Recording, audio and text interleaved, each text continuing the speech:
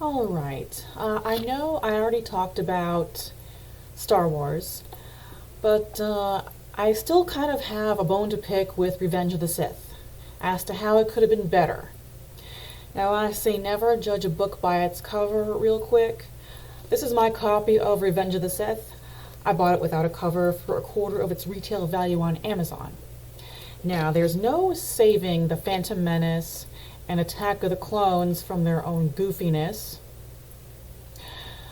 But there was so much untapped potential in Revenge of the Sith.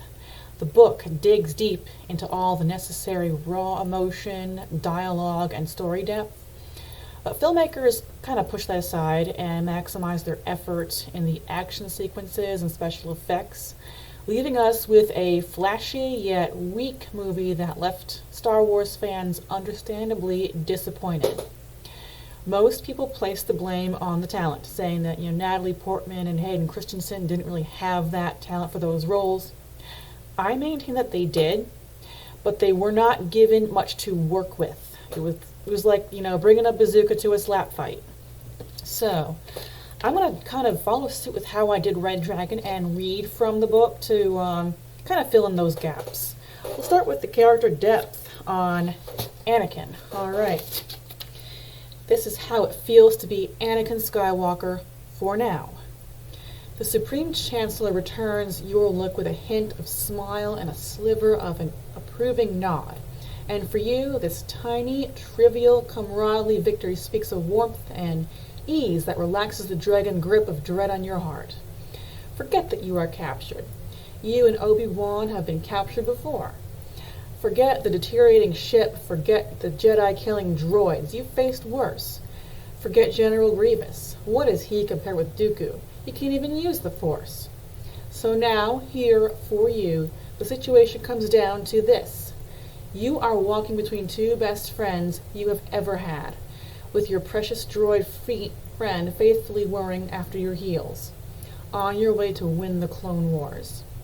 What you have done, what happened in the General's quarters, and more important, why it happened, is all burning away in Coruscant's atmosphere along with Dooku's decapitated corpse. Already it seems as if it happened to somebody else. As if you were somebody else when you did it. And it seems that if that main dragon-haunted man with a furnace for a heart and a mind as cold as the surface of that dead star had really only been an image reflected in Dooku's open staring eyes. And by the time what's left of the conning spires crashes into kilometer-thick crust of city that is the surface of Coruscant, those dead eyes will have burned away and the dragon will burn with them. And you, for the first time in your life, will be truly free. This is how it feels to be Anakin Skywalker, for now. Now, all the action and everything that happens, with the kidnapping of the Chancellor to the execution of Count Dooku to the fights with General Grievous, they all happened. We got cheated on how everything came about with Anakin turning on the Jedi Council and how things kind of started to crumble between Padme and the rest of the Senate, and just how, the Empire and Darth Vader came to become what they are. Next, I'm going into, let me see here.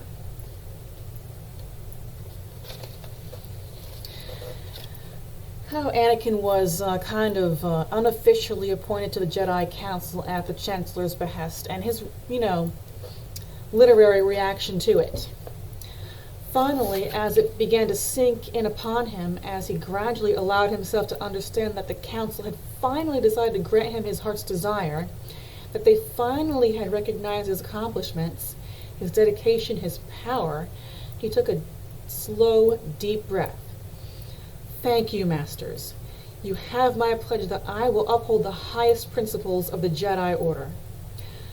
Allow this appointment lightly, the Council does not. Yoda's ears curled forward at Anakin like accusing fingers. Disturbing is this move by Chancellor Palpatine on many levels. They have become more concerned with avoiding the oversight of the Senate than they are with winning the war. Anakin inclined his head. I understand. I'm not sure you do. Mace Windu leaned forward, staring into Anakin's eyes with a measuring squint. Anakin was barely paying attention. In his mind, he was already leaving the council chamber, riding the turbo lift to the archives, demanding access to the restricted vault by authority of his new rank. "You will attend the meetings of this council," the Corun Master said, "but you will not be granted the rank and privileges of a Jedi Master." What? It was a small word, a simple word, an instinctive recoil from words that felt like punches, like stun blasts exploding inside his brain that left his head ringing and the room spinning around him. But even to his own ears, the voice that came from his lips didn't sound like his own. It was deeper, darker, clipped and oiled, resonating from the depths of his heart. It didn't sound like him at all, and it smoked with fury. "How dare you? How dare you?" Anakin stood welded to the floor, motionless. He wasn't even truly aware of speaking. It was as if someone else were using his mouth, and now finally he recognized the voice. It sounded like Dooku, but it was not Dooku's voice. It was the voice of Dooku's destroyer. "No Jedi in this room can match my power. No Jedi in the galaxy. You think you can deny mastery to me?" "The Chancellor's representative you are," Yoda said, "and it is as his representative that you shall attend the council. Sit in this chamber you will, but no vote will you have.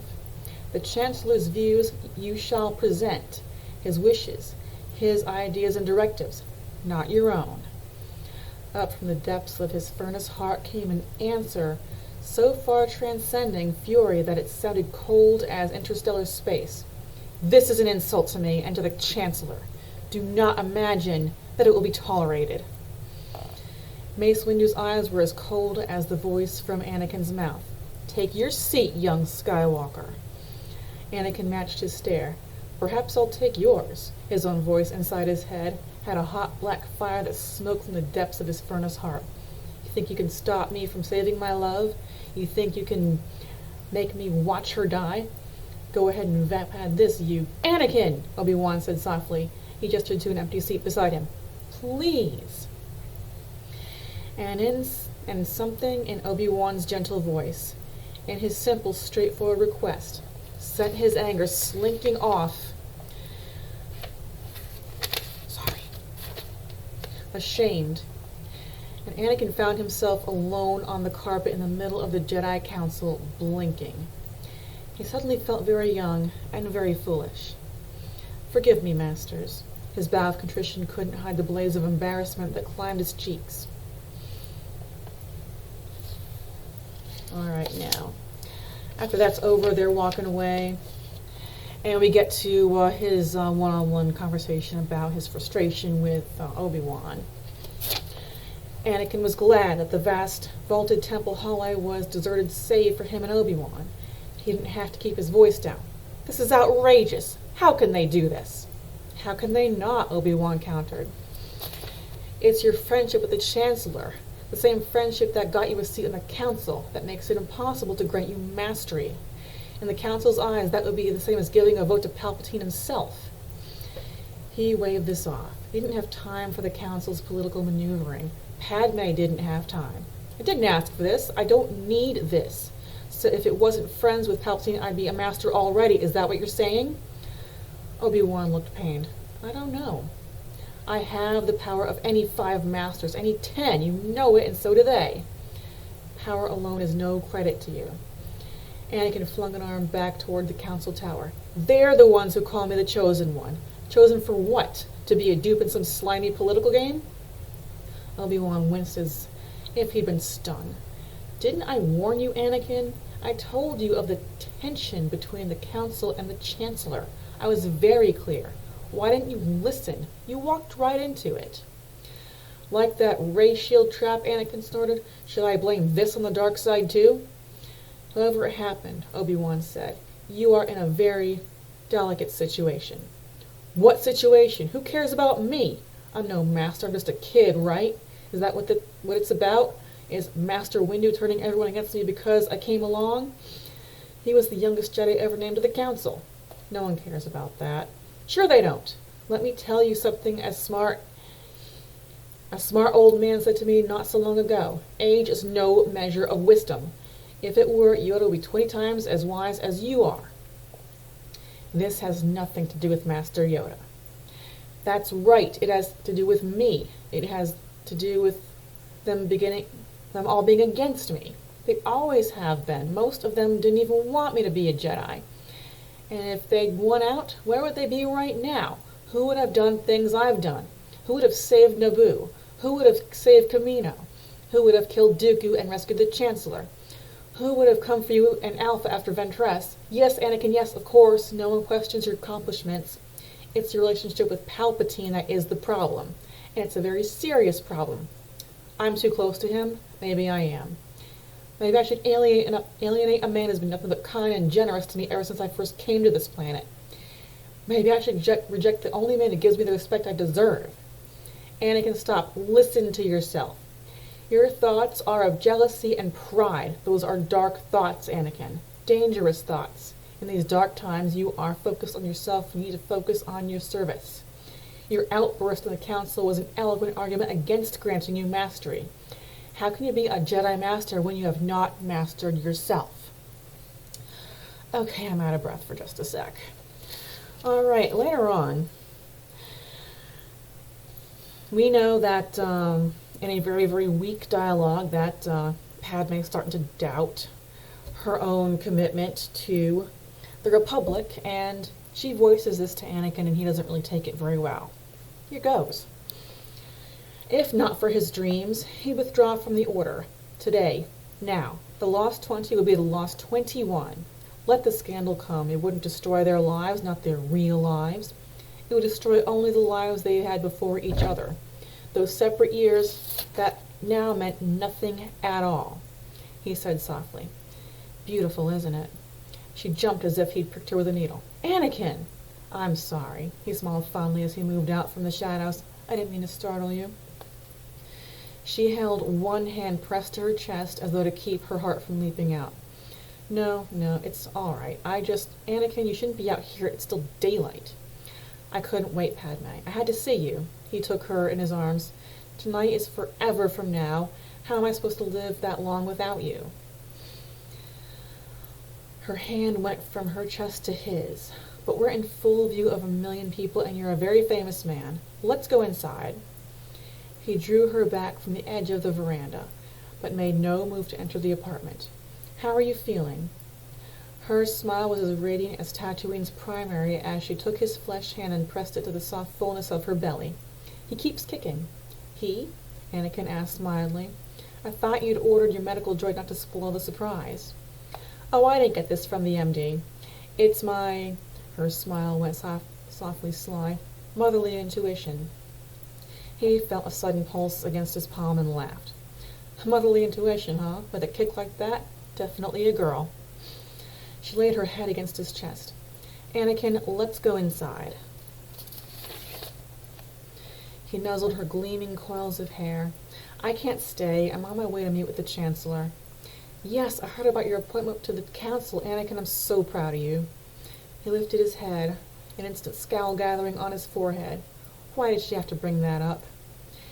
That's nothing to be proud of, he said. This is just political maneuvering between the Council and the Chancellor. I got caught in the middle, that's all. But to be on the Council at your age? They put me on the Council because they had to, because he told them to. Once the Senate gave him control of the Jedi, his voice lowered toward a growl, and because they think they can use me against him.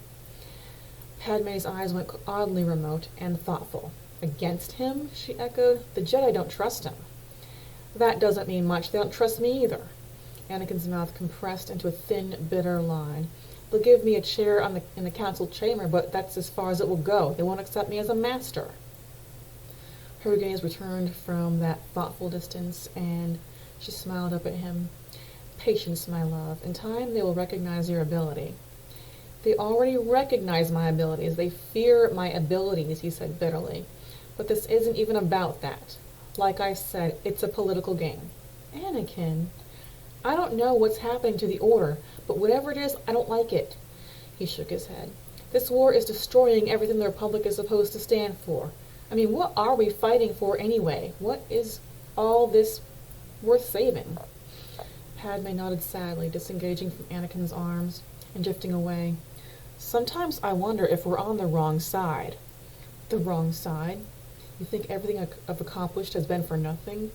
He frowned at her. You can't mean that. She turned from him, speaking into the vast airway between the beyond the veranda's edge. What if the democracy we're fighting for no longer exists? What if the Republic itself has become the very evil we're fighting to destroy? Oh, this again. Anakin irritably waved off her words. I've been hearing that garbage ever since Geonosis. I never thought I'd hear it from you. A few seconds ago you were saying almost the same thing. Where would the Republic be without Palpatine? I don't know, she said, but I'm not sure it would be worse than where we are. All the danger, all the suffering, all the killing, all my friends who gave their lives, all for nothing? He bit down on his temper. Everybody complains about Palpatine having too much power, but no one offers a better alternative. Who should be running the war? The Senate? You're in the Senate.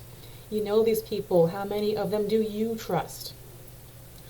All I know is that things are going wrong here. Our government is headed exactly the wrong direction. You know it too. You just said so. I didn't mean that. I'm tired of all this. That's all. This political garbage. Sometimes I'd rather just be back out in the front lines. At least out there I know who the bad guys are. I'm becoming afraid, she replied in bitter undertone, that I might know who the bad guys are here, too. His eyes narrowed. You're starting to sound like a separatist. Anakin, the whole galaxy knows that Count Dooku is dead. This is the time we should be pursuing a diplomatic resolution to the war, but instead of fighting is intensifying. Palpatine's your friend. He might listen to you. When you see him tonight, ask him in the name of simple decency to offer a ceasefire. His face went hard. Is that an order? She blinked. What? Do I get any say in this? He stalked toward her. Does my opinion matter? What if I don't agree with you? What if I think Palpatine's way is the right way? Anakin, hundreds of thousands of beings are being destroyed every day. It's a war, Padme. We didn't ask for it, remember? You were there. Maybe we should have pursued a diplomatic resolution in that beast arena. I was... She shrank away from what she saw only as his face, blinking harder, brows drawn together. I was only asking.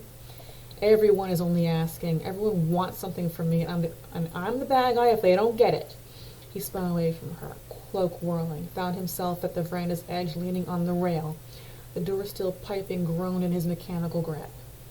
I'm sick of this, he muttered. I'm sick of all of it. He didn't hear her come to him. The rush of air cars through the lanes below the veranda drowned her footsteps. He didn't see the hurt on her face or the hint of tears in her eyes, but he could feel them. And the tentative softness of her touch when she stroked his arm, and he could hear them in her hesitant voice. Anakin, what is it? What is it really? He shook his head. He couldn't look at her. Nothing that's your fault, he said. Nothing you can help. Don't shut me out, Anakin. Let me try.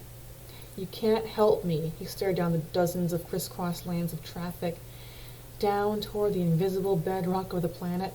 I'm trying to help you. He'd seen something in her eyes when he'd mentioned the Council and Palpatine. He'd seen it.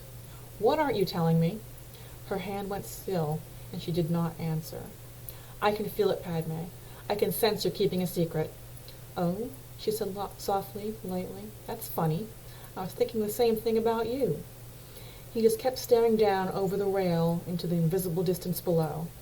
She moved close to him, moved against him, her arms sliding around his shoulders, her cheek leaning lightly on his arm. Why does it have to be like this? Why does it have to even be such a thing as war? Can't we just go back, even just to pretend? Let's pretend we're back on the lake at Naboo, just the two of us. When there was no war, no politics, no plotting, just us. You and me and love. That's all we need. You and me and love. Right now, Anakin couldn't remember what that had been like.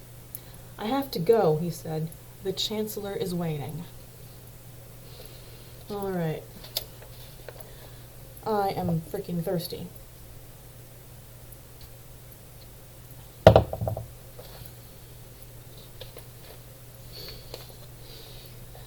Now, the cracks in the Senate and the Republic start to form, and Padme and the senators have kind of confronted Palpatine, and things are starting to come to the head that they come to in the movie.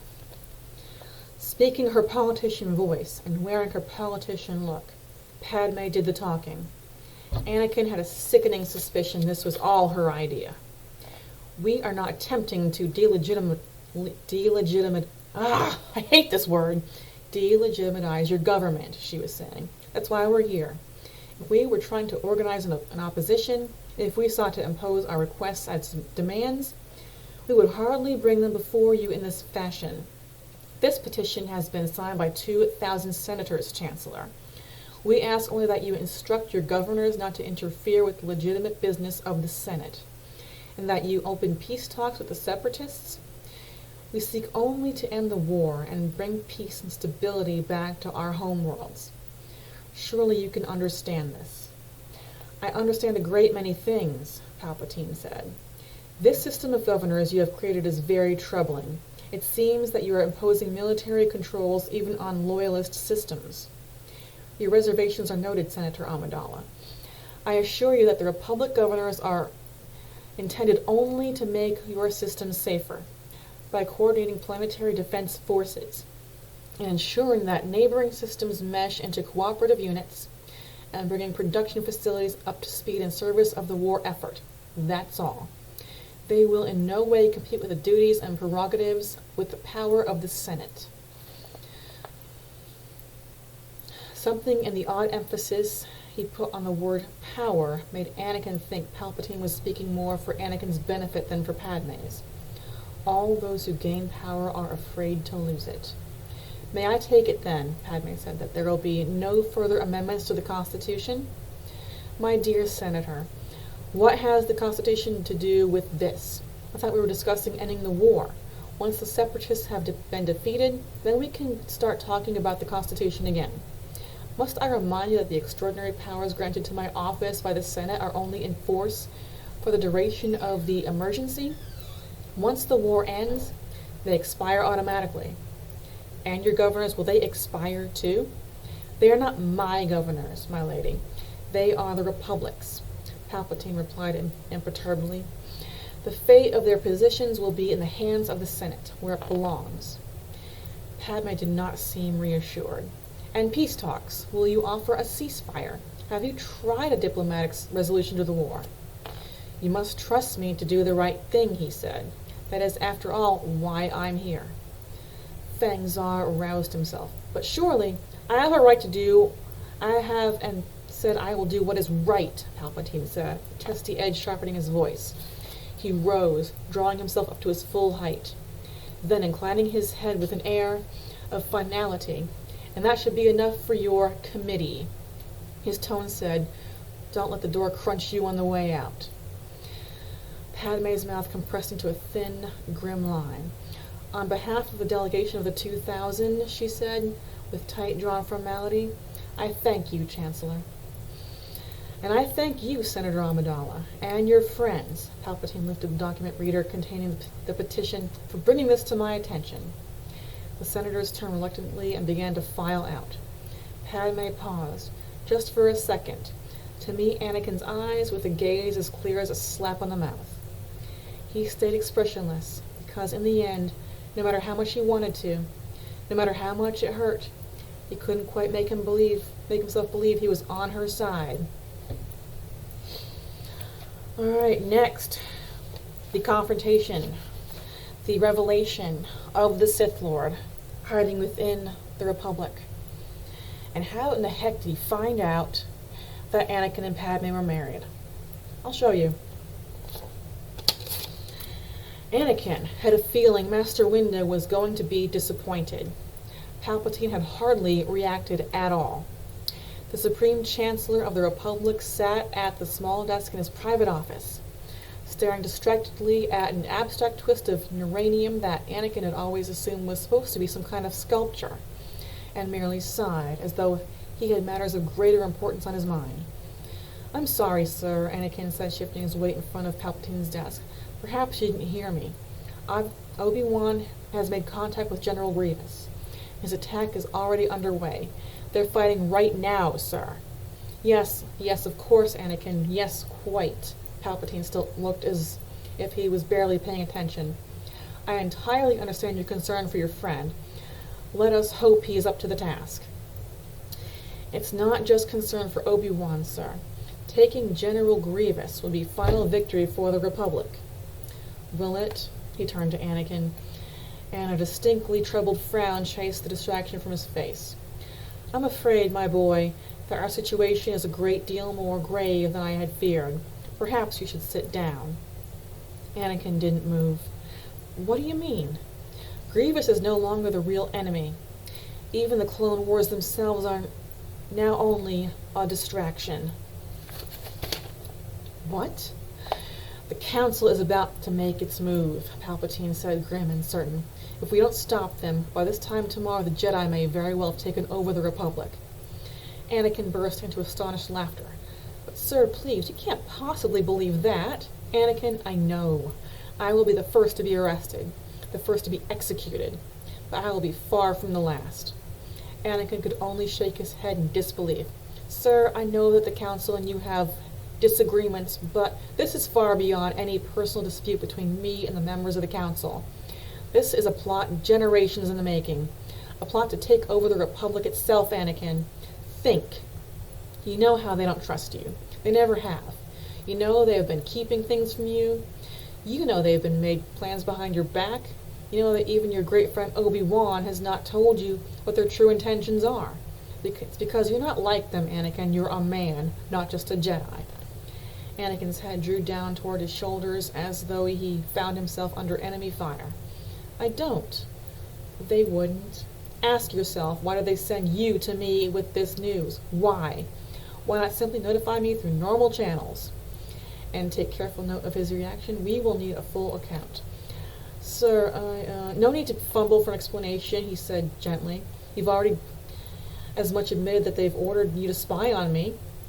Don't you understand that anything you tell them tonight, whatever it may be, will be used as an excuse to order my execution? That's impossible. Anakin sought desperately for an argument. The Senate would never allow it. The Senate will be powerless to stop it. I told you this is bigger than any personal dislike between the Council and myself. I'm only one man, Anakin. My authority is granted by the Senate. It is the Senate that is the true government of the Republic. Killing me is nothing. To control the Republic, the Jedi will have to take over the Senate first. But the Jedi serve the Senate, do they? Palpatine asked, smiling. Or do they serve certain senators? This is all... I'm sorry, Chancellor, please. You have to understand how this sounds. Here. The Chancellor rummaged around through his desk for a moment and then brought forth a document reader. Do you know what this is? Anakin recognized the seal Padme had placed on it. Yes, sir, it's the petition of 2,000... No, Anakin, no! Palpatine slammed the document reader on his desktop hard enough to make Anakin jump. It's a roll of traitors. Anakin went absolutely still. What? There are now only two kinds of senators in our government, Anakin. Those whose names are on this so-called petition, Palpatine said, and those whom the Jedi are about to arrest. Anakin could only stare. He couldn't argue. He couldn't even make himself disbelieve. He had only one thought. Padme. How much trouble was she in?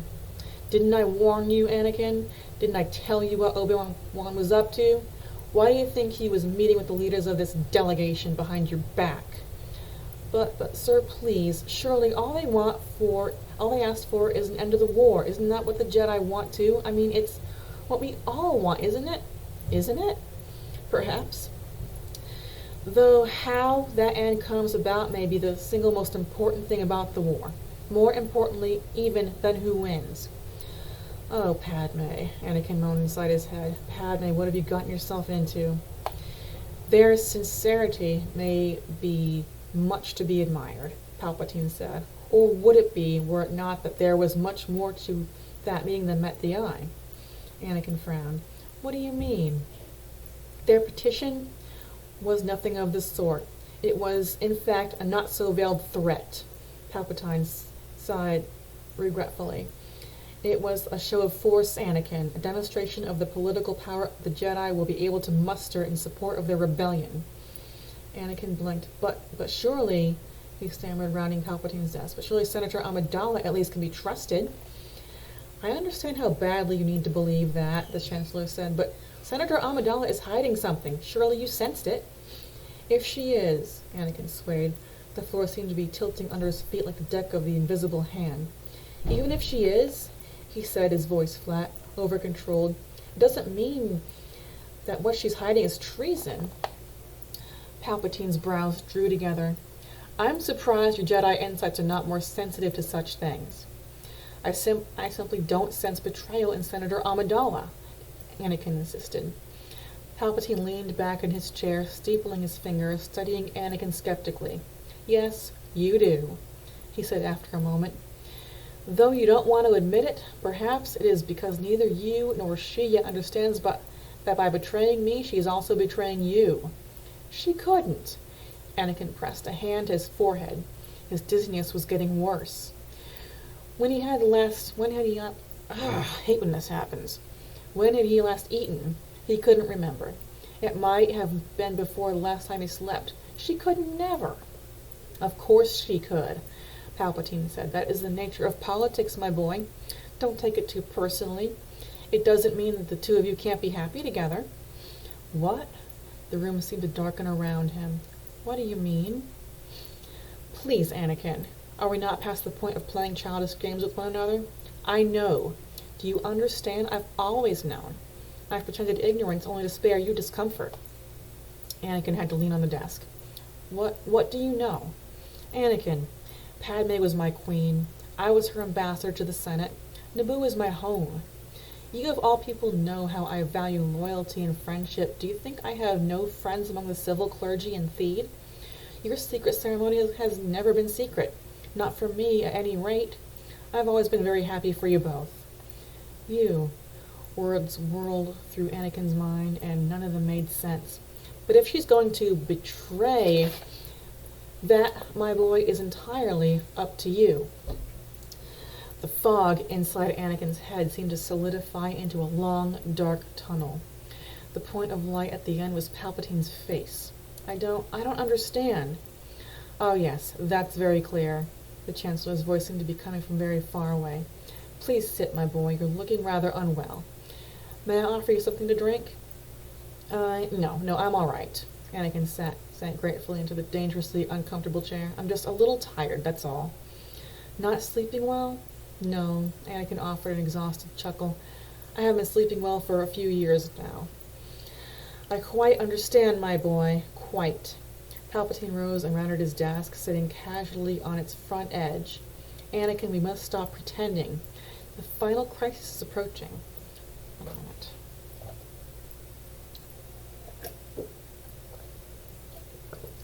A filmmaker should have done this, not me. I'm getting parched.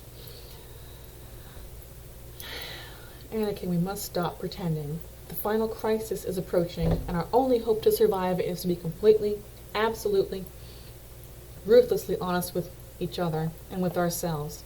You must understand that what is at stake here is nothing less than the fate of the galaxy. I don't know. Don't be afraid, Anakin. What is said between us here need never pass beyond these walls, Anakin. Think. Think how hard it has been to hold all your secrets inside. Have you ever needed to keep a secret from me? He ticked his fingers, one by one. I have kept the secret of your marriage all these years. The slaughter at the Tusken camp you shared with me. I was there when you executed Count Dooku, and I know where you got the power to defeat him. You see, you have never needed to pretend with me, the way you must with your Jedi comrades. Do you understand that you need never hide anything from me? That I accept you exactly as you are? He spread his hands as though offering a hug. Share with me the truth. Your absolute truth. Let yourself out, Anakin. Anakin shook his head. How many times had he dreamed of not having to pretend to be the perfect Jedi? But what else could there be? I wouldn't even know how to do I wouldn't even know how to begin. It's quite simple. In the end, tell me what you want. Anakin squinted up at him. I don't understand. Of course you don't. The last of the sunset haloed his ice-white hair and threw his face into shadow. You've been trained to never think about that. The Jedi never ask what you want. They simply tell you what you're supposed to want. They never give you a choice at all. That's why they take their students, their victims, at an age so young that choice is meaningless. By the time a Padawan is old enough to choose, he's been so indoctrinated and so brainwashed that he's incapable of even considering the question. But you're different, Anakin. You had a real life, outside the Jedi Temple. You can break through the fog of lies the Jedi have pumped into your brain. I ask you again, what do you want? I still don't understand. I'm offering you anything, Palpatine said. Ask and it's yours. A glass of water, it's yours. A bag full of Coruscant gems, yours. Look out the window behind me, Anakin. Pick something, and it's yours. Is this some kind of joke? The time for jokes is past, Anakin. I have never been more serious. Within the shadow that cloaked Palpatine's face, Anakin could only see the twin gleams of the Chancellor's eyes. Pick something, anything. All right, shrugging, frowning, still not understanding. Anakin looked out the window, looking for the most ridiculously expensive thing he could spot. How about one of those new Soro sub-custom speeders? Done. Are you serious? You don't even know how much one of those costs. You could practically outfit a battlecruiser. Would you prefer a battlecruiser? Anakin went still, a cold void opened in his chest. In a small, cautious voice, he said, How about the senatorial apartments? A private apartment? Anakin shook his head, staring up at the twin gleams of darkness on Palpatine's face. The whole building. Palpatine didn't even so much as blink. Done. It's privately owned. Not anymore. You can't just, yes I can. It's yours. Is there anything else? Name it. Anakin gazed blankly out into the gathering darkness. Stars began to shimmer through the haze of twilight. A constellation he recognized hung above the spires of the Jedi Temple. All right, Anakin said softly. Corellia. I'll take Corellia. The planet or the whole system? Anakin stared. Anakin, He shook his head blankly. I can't figure if you're kidding or completely insane. I am neither, Anakin. I'm trying to impress upon you the fundamental truth of our relationship. A fundamental truth of yourself. What if I really wanted the Corellian system? The whole 5 brothers, all of it? Then it would be yours. You could have the whole sector if you like. Twin gleams within the shadow sharpened. Do you understand now? I will give you anything you want. The concept left him dizzy. What if I went along with Padme and her friends? What if I want the war to end? Would tomorrow be too soon? How? Anakin couldn't seem to get his breath. How can you do that? Right now, we are only discussing what. How is a different issue. We'll come to that presently. Anakin sank deeper into the chair while he let everything sink deeper into his brain. If only his head would stop spinning. Why did Palpatine have to start all this now? This would all be easier to comprehend if the nightmares of Padme didn't keep screaming inside his head. And in exchange, he asked finally, what do I have to do? You have to do what you want. What I want? Yes, Anakin, yes, exactly that, only that. Do the one thing that the Jedi fear most. Make up your own mind. Follow your own conscience. Do what you think is right. I know that you have been longing for a life greater than that of an ordinary Jedi. Commit to that life. I know you burn for greater power than any Jedi can wield. Give yourself permission to gain that power, and allow yourself license to use it. You have dreamed of leaving the Jedi Order, having a family of your own, one that is based on love, not on enforced rules of self-denial. I can't just leave, but you can. Anakin couldn't breathe. He couldn't blink. He sat frozen. Even thought was impossible. You can have every one of your dreams. Turn aside from the lies of the Jedi. Follow the truth of yourself. Leave them. Join me on the path of true power. Be my friend, Anakin. Be my student. Be my apprentice. Anakin's vision tunneled again, but this time there was no light at the far end. He pulled back his hand, and it was shaking as he brought it up to support his face. "I'm sorry," he said. "I'm sorry, but as much as I want those things, as much as I care for you, sir, I just can't. Not yet. Because there's only one thing I really want. Right now, everything else will just have to wait." "I know what you truly want," the shadow said. "I've only been waiting for you to admit it to yourself." A human hand, warm with compassion, settled onto his shoulder. "Listen to me. I can help you save her." "You?" Anakin blinked blindly. "How can you help?" "Do you remember the myth I told you of? The tragedy of Darth Plagueis the Wise?" The shadow whispered. "The myth?" "Directly influenced the midi-chlorians to create life. With such knowledge, to maintain life in someone already living would seem a small matter." "Yes," Anakin said. "Yes, I remember." The shadow leaned so close it seemed to fill the world. "Anakin, it's no mere myth." Anakin swallowed. "Darth Plagueis is real." Anakin only forced out a strangled whisper. "Real?" "Darth Plagueis was my master. He taught me the key to his power," the shadow said, dryly, matter of fact, "before I killed him. Without understanding how he moved, without even intending to move, without any transition of realization or dawning understanding, Anakin found himself on his feet. A blue bar of sizzling energy terminated a centimeter from Palpatine's chin, its glow casting red-edged shadows up his face and across the ceiling. Only gradually did Anakin come to understand that this was his lightsaber, and that it was in his hand. "You," he said. Suddenly he was neither dizzy nor tired. Suddenly everything made sense. "It's you. It's been you all along." In the clean blue light of his blade, he stared into the face of a man whose features were as familiar to him as his own, but now seemed as alien as an extragalactic comet, because now he finally understood that those familiar features were only a mask. He had never seen this man's real face. "I should kill you," he said. "I will kill you." Palpatine gave him that wise, kindly uncle's smile for Anakin had been seeing since the age of 9. "For what?" "You're a Sith Lord." "I am," he said simply, "but I'm also your friend." The blue bar of energy wavered, just a bit. "I'm also the man who's always been here for you. I'm the man you have never needed to lie to. I'm the man who wants nothing from you but that you follow your conscience. And if that conscience requires you to commit murder simply over a philosophical difference, I will not resist." His hands opened, still at his sides. "Anakin, when I told you that you can have anything you want, did you think I was excluding my life?" The floor seemed to soften beneath Anakin's feet, and the room started to swirl darkness and ooze confusion. You won't even fight? Fight you?" In the blue glow that cast shadows up from Palpatine's chin, the Chancellor looked astonished that he would suggest such a thing. "But what will happen when you kill me? What will happen to the Republic?" His tone was gently reasonable. "What will happen to Padme?" Padme. Her name was a gasp of anguish.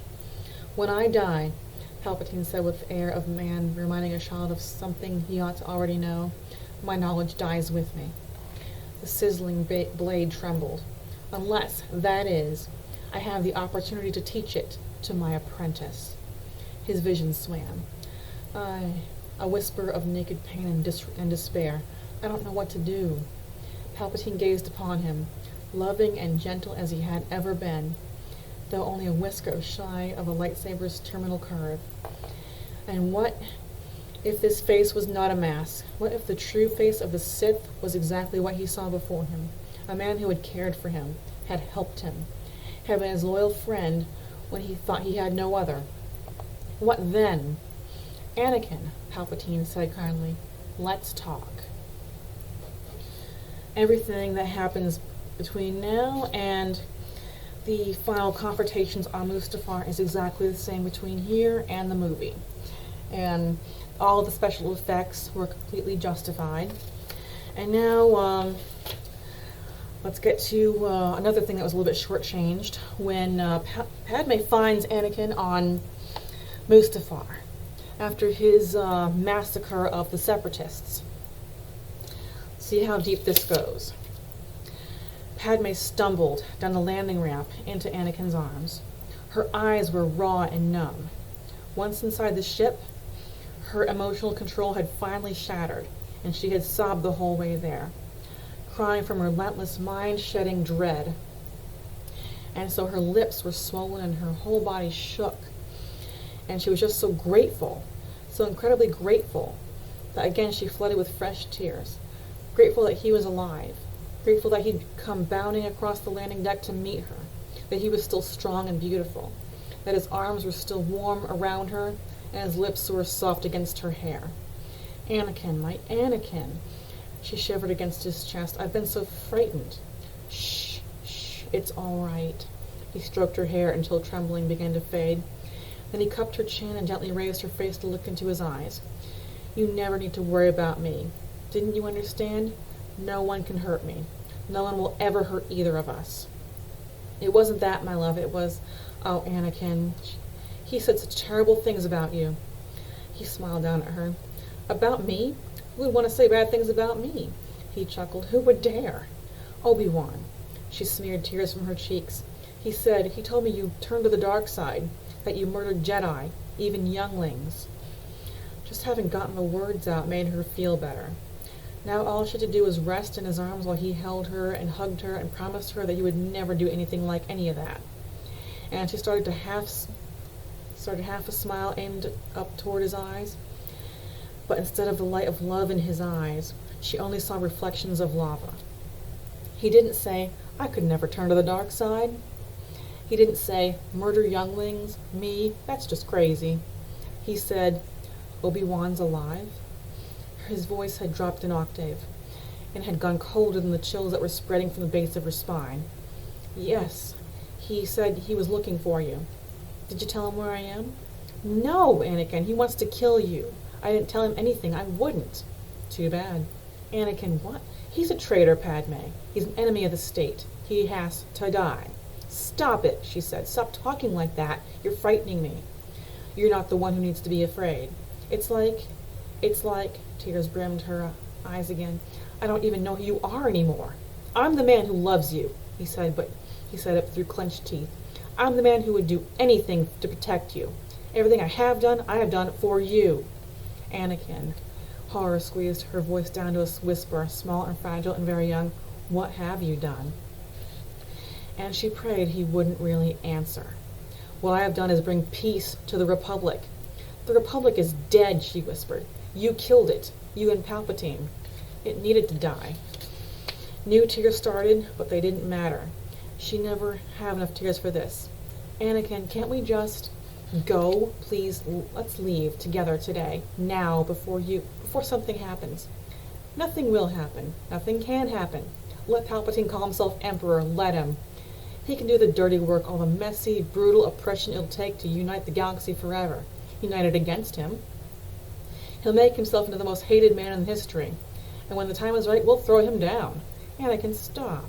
Don't you see? We'll be heroes. The whole galaxy will love us, and we will rule together. Please stop, Anakin. Please stop. I can't stand it. He wasn't listening to her. He wasn't looking at her. He was looking past her shoulder. Feral joy burned from his eyes. His face was no longer human. You! From behind her, calmly precise with that clipped Coruscanti accent. Padme, move away from him. Obi-Wan? She whirled. He was on the landing ramp, still and sad. No! You! Growled a voice that should have been her love's. You brought him here. She turned back, and now he was looking at her. His eyes were full of flame. Anakin? Padme, move away. There was an urgency in Obi-Wan's voice that sounded closer to fear than Padme had ever heard from him. He's not who you think he is. He will harm you. Anakin's lips peeled off of his teeth. I would thank you for this if it were a gift of love. Trembling, shaking her head, she began to back away. No, Anakin, no. Palpatine was right. Sometimes it's the closest you cannot see. I loved you too much, Padme. He made a fist, and she couldn't breathe. I loved you too much to see what you are. A veil of red descended on the world. She clawed at her throat, but there was nothing there her hands could touch. Let her go, Anakin. His answer was a predator's snarl over the body of its prey. You will not take her from me. She wanted to scream, to beg, to howl. No, Anakin, I'm sorry, I love you. But her locked throat strangled the truth inside her head, and the world veil of red smoke toward black. Let her go! Never. The ground fell away beneath her. Then a white flash of impact blasted her into the night. Holy Christmas.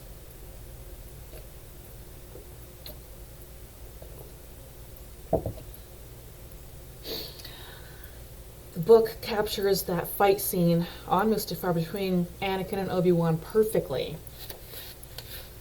Everything from the first drawing of the sabers to Obi-Wan flying away, carrying Padme, and with the droids, and Anakin catching fire and finalizing his transition into Darth Vader. And now let's get to after his surgical reconstruction. This is how it feels to be Anakin Skywalker forever. The first dawn of light in your universe brings pain. The light burns you. It will always burn you. Part of you will always lie upon black glass sand beside a lake of fire while flames chew upon your flesh. You can hear yourself breathing. It comes hard and harsh, and it scrapes nerves already raw, but you cannot stop it. You can never stop it. You cannot even slow it down. You don't even have lungs anymore. Mechanisms hardwired into your chest breathe for you. They will pump oxygen into your bloodstream forever. Lord Vader, can you hear me? And you can't. Not in the way you once did. Sensors in that shell that prisons your head trickle meaning directly into your brain. You open your scorched pale eyes. Optical sensors integrate light and shadow into a hideous simulacrum of the world around you. Or perhaps the simulacrum is perfect, and it is the world that is hideous. Padme, are you here? Are you all right? You try to say. But another voice speaks for you, out from the vocabulary that serves you for burned away lips and tongue and throat. Padme, are you here? Are you all right? I'm very sorry, Lord Vader. I'm afraid she died. It seems in your anger you had killed her. This burns hotter than the lava had. No, it's not possible. You loved her. You will always love her. You could never will her death. Never. But you remember. You remember all of it. You remember the dragon that you brought Vader forth from your heart to slay. You remember the cold venom in Vader's blood. You remember the furnace of Vader's fury, and the black hatred of seizing her throat to silence her lying mouth. And there is one blazing moment in which you finally understand that there was no dragon. There was no Vader. There was only you, only Anakin Skywalker. That it was all you, is you, only you. You did it. You killed her. You killed her because finally, when you could have saved her, when you could have gone away with her, when you could have been thinking about her, you were thinking about yourself. In this blazing moment, you finally understand the trap of the dark side, the final cruelty of the Sith, because now yourself is all you will ever have. And you rage and scream and reach through the Force to crush the shadow who has destroyed you, but you are so far less now than you were. You are more than half machine. You are like a painter gone blind, a composer gone deaf. You can remember where the power was, but the power you can touch is only a memory. And so with all your world-destroying fury, it is only droids around you that implode, and equipment and the table on which you were strapped shatters. And in the end, you cannot touch the shadow. In the end, you do not even want to. In the end, the shadow is all you have left.